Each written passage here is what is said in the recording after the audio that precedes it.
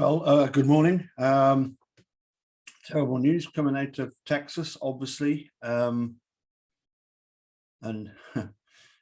obviously just a few days before that, I did a little video about America's gun problems and then balanced it by acknowledging, yes, in Scotland, we did have huge problem with knife attacks, which have been dealt with very, very well and reduced significantly. And of course, when it comes to mass shootings, the UK has also had mass shootings. And of course, the worst example of that was at Dunblane in the last millennium. And so here is an article about just that shooting and what effect it had and how things have changed. So here we go.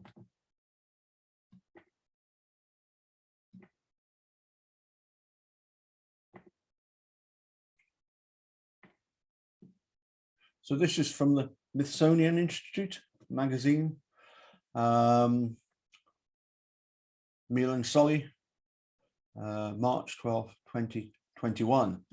How the 1996 Dunblane Massacre pushed the UK to enact stricter gun laws.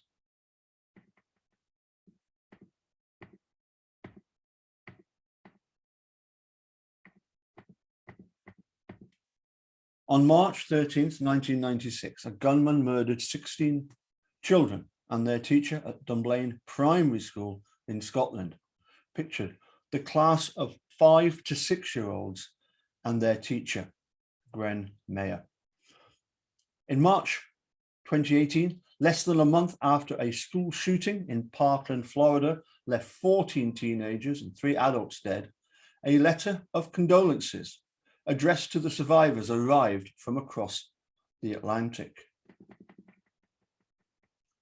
Penned by a group from Scotland who'd endured a similar tragedy 22 years prior, the missive offered both a show of solidarity and a vision for the future. Referencing their successful campaign for gun reform, the letter's authors wrote, "Laws were changed, handguns were banned, and the level of gun violence in Britain is now one of the lowest in the world. Since the 1996 Dunblane Massacre," they pointed out, "there have been no more school shootings in the United Kingdom."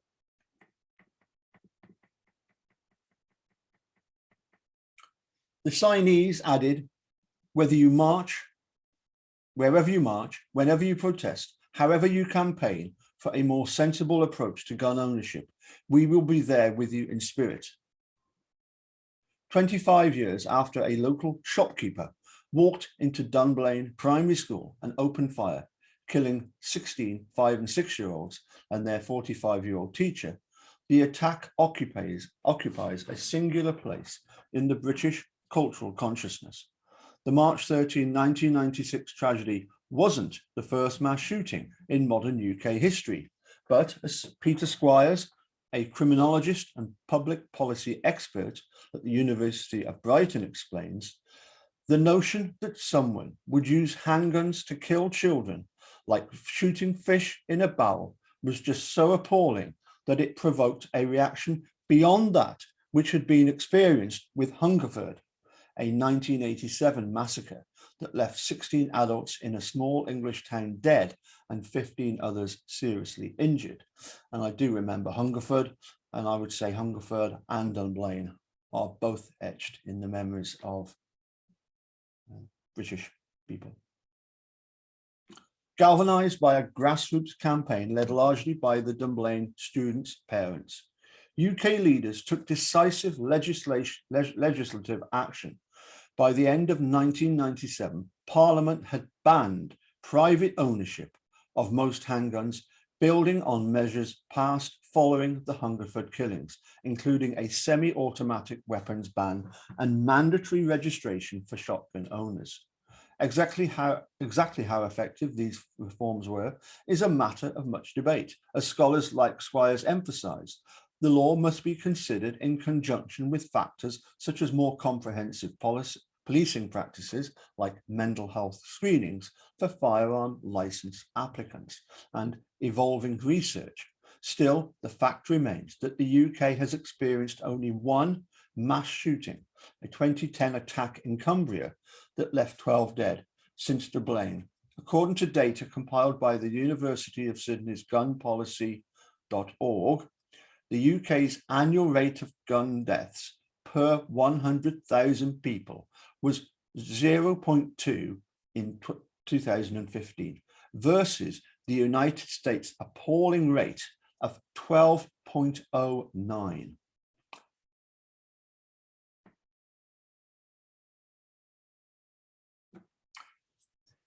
In 2017, the site estimates the UK had 5.03 guns for every 100 people.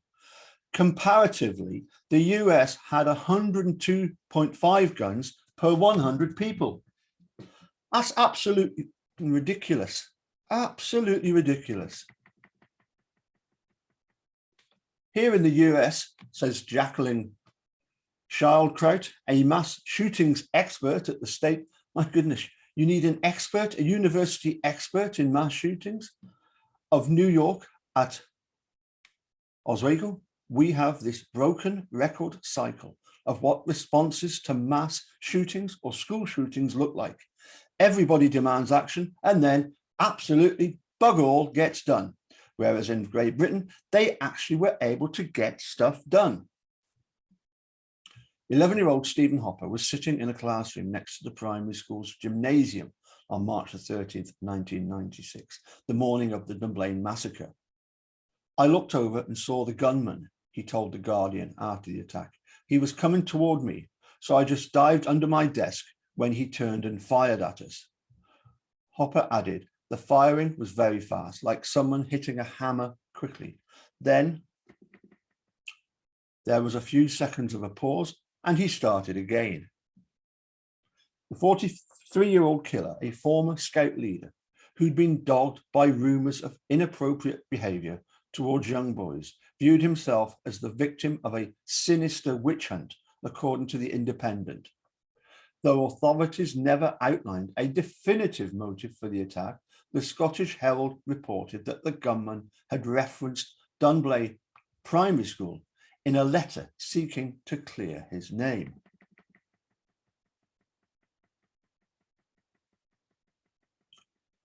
Around 9:30 a.m., the shooter walked into the school with 4 handguns and 743 cartridges of ammunition, all of which he'd acquired legally.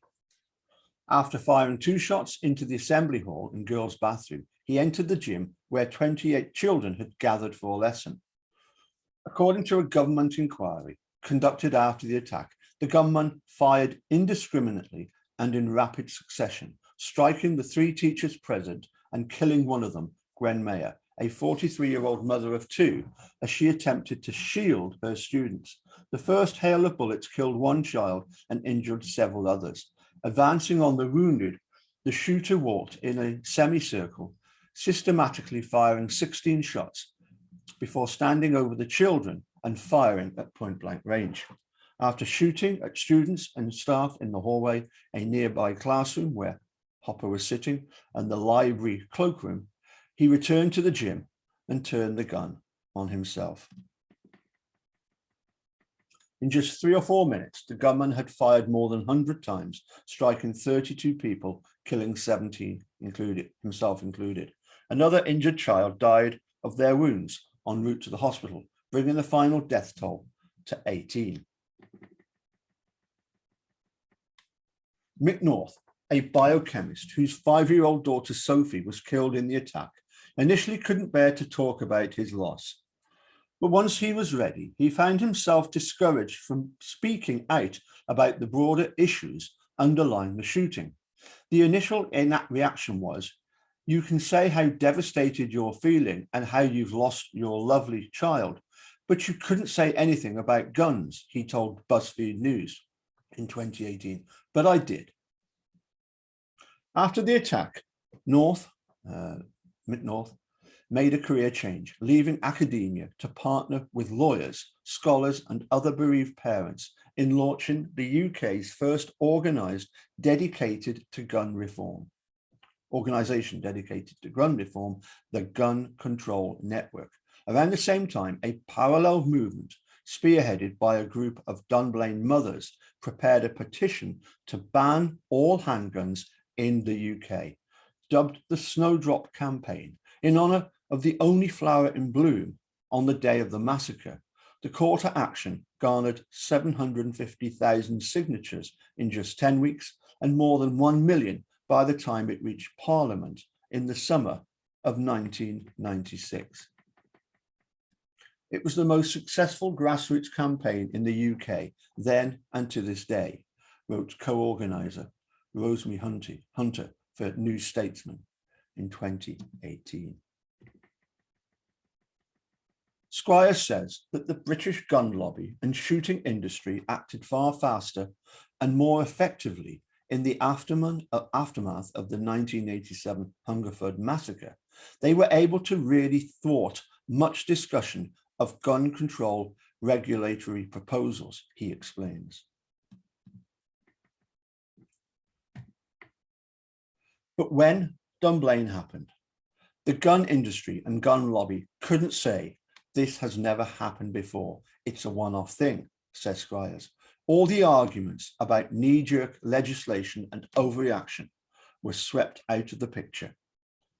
Released in October 1996, the government's inquiry into the shooting, the Cullen Report, outlined a number of relatively measured recommendations for gun reform, including stricter limitations on handgun ownership, but no outright ban on the weapons. The findings also revealed that local authorities had questioned the shooter's fitness to own firearms as early as 1991, but took no further action to revoke his gun license.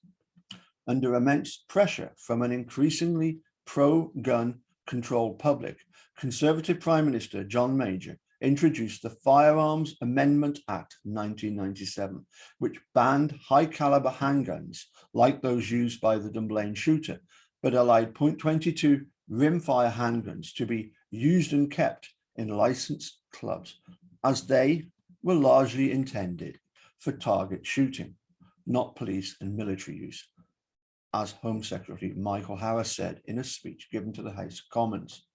Gun control is a somewhat partisan issue in the UK, with the Conservatives and other right-leaning political parties tending to favour lifting limitations on sport shooting and hunting, and the left-leaning Labour Party more often voicing support for restrictions.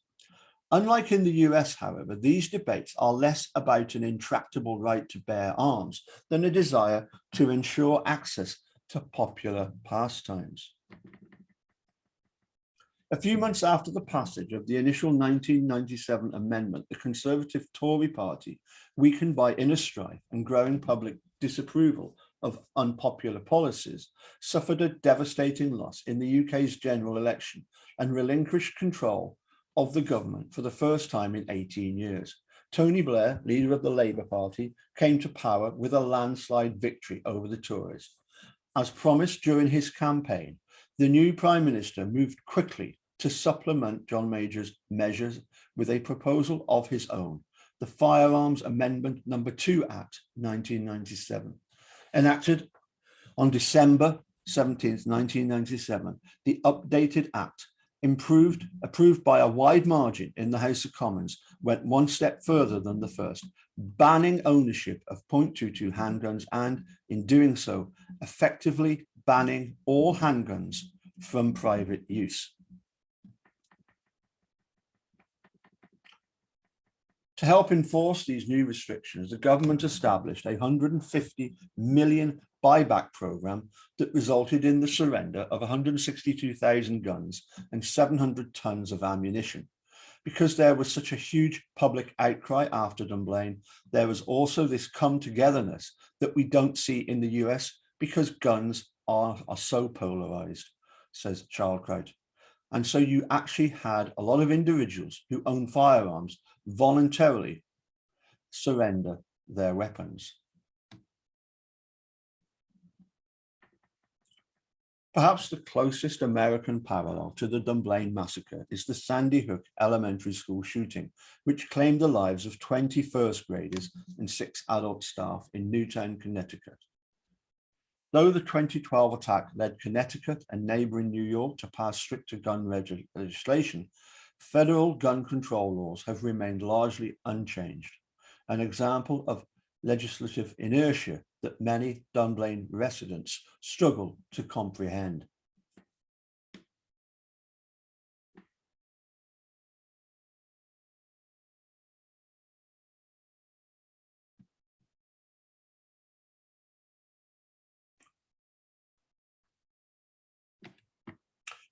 Both Squires and Childcrowd attribute this inaction in large part to differences in American and British gun culture.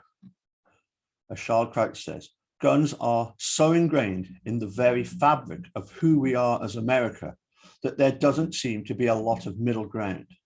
It's either you're for or against the Second Amendment. In the aftermath of Dunblane, meanwhile, many British gun enthusiasts advocated for responsible individuals' ownership of weapons, while also supporting regulations to keep guns out of the hands of people who shouldn't have them in the first place. Members of the British public can apply for firearms certificates, but must undergo thorough assessment to ensure they have a legitimate reason, including hunting and sport, but not self-defense, for ownership. Squires, for his part, points out that the target shooting and hunting in the UK have traditionally been pastimes of the very affluent landowning elite, from the royal family to rock stars to bankers. When the government began instituting stricter gun laws, he says, the deer stalkers and the pheasant shooters were willing to sacrifice handguns because they were beginning to get concerned that the pressure for reform would impinge upon their freedom to shoot on their farms and on their land.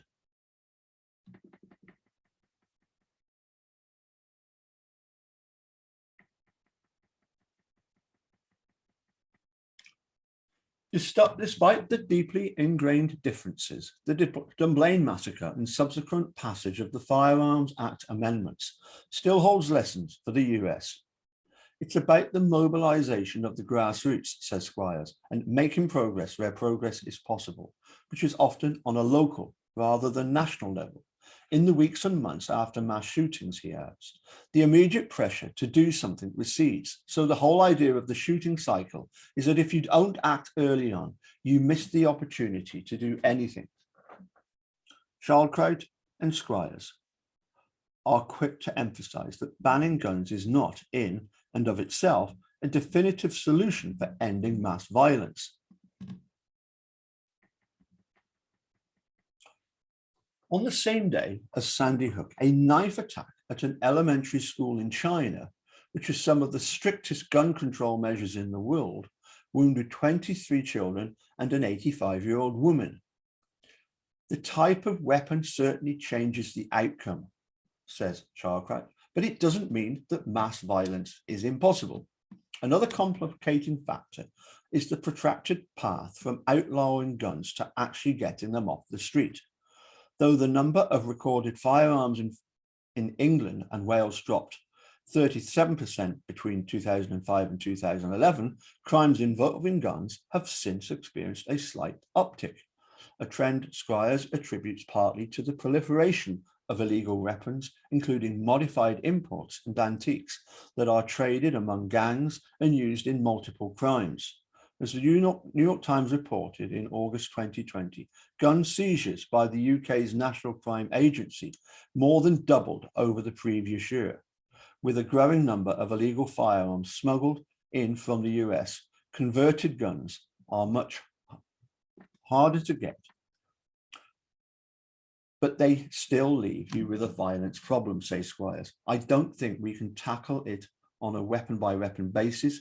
We've got to understand the community drivers of violence and address the underlying factors. Effective policing and enforcement of existing gun laws, as well as ambitious research efforts aimed at pinpointing the drivers of mass violence, are just as essential as stricter regulations, the researchers argue. It's not the instantaneous thing where you're just going to pick up all the weapons and gun crime stops happening. Shaldcraft notes, it just doesn't work like that. Since its opening in 2004, the Dunblane Centre, built with donations that poured in from around the world after the shooting, has served as a site of community celebration and remembrance.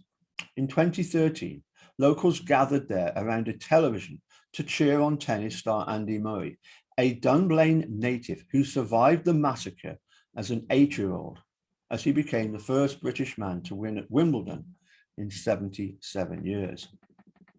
Prior to the pandemic, the centre hosted a range of activities, including fitness classes, a youth Lego building club, and a choir. As the Scottish Daily Record reported on the centre's opening glass etchings honouring the 17 victims dot the building's windows. So let me read that again. As the Scottish Daily Record reported upon the centre's opening, glass etchings honouring the 17 victims dot the building's windows. The 11 students and 3 teachers injured are recognised with a cluster of snowdrops. Each gold leaf adorned engraving bears an image that held personal significance for the individual represented. Sophie North's shows a cat on a chocolate bar, a nod to her beloved pet, Kit Kat, while Ross Irvin's depicts a fox from his favourite TV show. Brett McKinnon's features a Power Ranger. It's a nice feeling, a parent present at the unveiling told the Daily Record, like a private message to all of us who love them. Reflecting on the Snowdrop Campaign success, Shaldcraft concludes they did more than offer thoughts and prayers, and that speaks a lot to the power of collective action. So let's stop that one. So yes, there was this amnesty, cost 150 million. Critics would say, well, there's so many guns in America, they couldn't possibly buy them all back. But I just feel that there comes a tipping point, whereby enough is enough, and eventually people will say, we've got to do something. Just arming ourselves more and more and more with weapons is not the solution. But I do get it. I do understand that for Americans, their love of guns, and it is a love of guns. They'll go out and they'll enjoy just shooting. Just for the fun of it. But like you would they take a car for a drive, and unfortunately, because there is so much violence, people do feel safer if they know that they've got guns in the house, so that if they ever were somebody broke in, they would be able to defend themselves, much better than if the perpetrator had a gun and they didn't, they would feel, that there was no hope for them. So it's this illusion of safety, isn't it? It's going to be a difficult thing to overcome, but it's not impossible. And yeah, some people would say, well, yes, it's the gun the gun needs to be fired by a person, and it's looking at the problems surrounding certain individuals, and some people would say, why restrict us who are perfectly good, normal, law-abiding citizens, for the fact that there's some people out there that are unhinged enough to do what they did. But as we saw in that, attack in China, you're not going to get rid of violence. But if you don't have guns, you're not going to kill so many people. And I know that a lot of people in Australia feel very strongly about this, because they had a similar amnesty where they got rid of all the guns, so that now people don't carry handguns anymore. Concealed or whatever, and certainly here in the UK, the police don't even have guns. They don't need guns. Yes, there are armed units, special units, but ordinary policemen don't carry guns. Anyway, as usual, I'm sure you'll leave your thoughts at the bottom. And as I say, I do appreciate that this is a divisive issue. It seems to be that you're either one side or the other. And as it said in the article, there's not a lot of middle ground, is there? You know, people get quite emotional at their thought that they're defending their right to carry guns so that the government can never abuse its power, you know, so that you can, as Americans, you can set up your own sort of private army if things got really bad, and use that army to defend yourself from the government. It's a tricky one, isn't it? But if we want to get rid of these shootings, something has to be done. You can't just leave it and say, well, you know, we'll just wait till the next time. As it said there in the article, the problem is if you don't do it straight after an incident and actually do an act and do something, then it'll tend to, much as it's terrible that you know, the thought that, you know, a mass killing will tend to be forgotten about, but it'll recede. Anyway, I've got work to do, so I'm gonna crack on, and we'll catch you all soon. Thanks for watching. Bye for now.